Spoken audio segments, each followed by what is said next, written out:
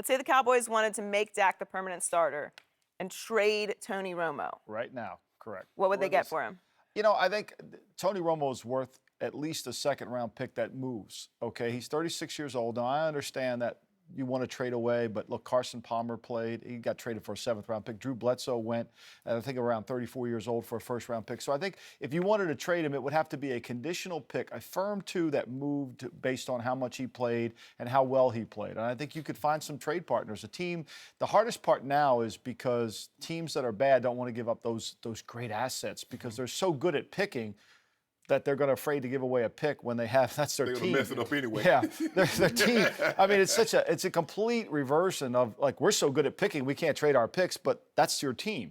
So your team's no good. So I think that's the problem you come into. But there's so many teams that need quarterbacks. Miami, your team. I like how Skip always accuses it of being your team. So we're going to give it to you. I have to take responsibility The for that. Dolphins, you know, certainly they're going to have to get off this Ryan Tannehill train at some point. They are. Right. They're going to have to abandon that. I think the 49ers are going to have to look honestly at themselves. I mean, they went into the offseason with Colin Kaepernick. Now we'll see how he plays. Blaine Gabbert. They said they didn't need a quarterback. They didn't draft one this year. So I think there's another team that you could certainly look at. But there's one thing we know for sure in the NFL. There's no lack of teams that need quarterbacks. And I think that Romo can still play if he can pass the physical and prove he can be durable. Well, I wouldn't trade for him this year. I'd wait till the offseason and let him heal up because I'm not trading for a 36-year-old that's missed 7, 8 games because of an injury. And he's a depreciating asset. And if I can move him in the offseason, because you're on Dak Prescott's rookie contract. Seattle gave you the blueprint.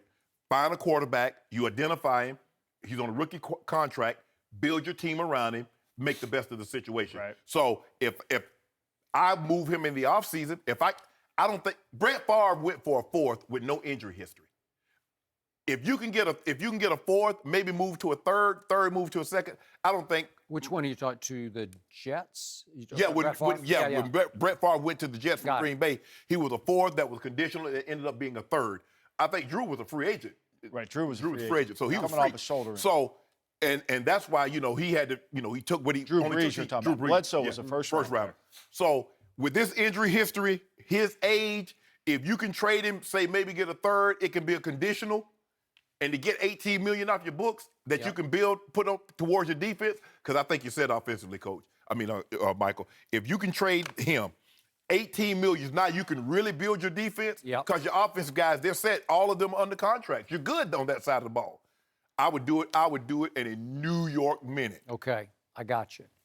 Here's why I love this question. Hypothetical, as Joy said it was. I've been saying I need a piece or two more to the Dak puzzle because I don't have enough body of work, but I'm just doing the hypothetical and I know Jerry Jones and I know what he's made of.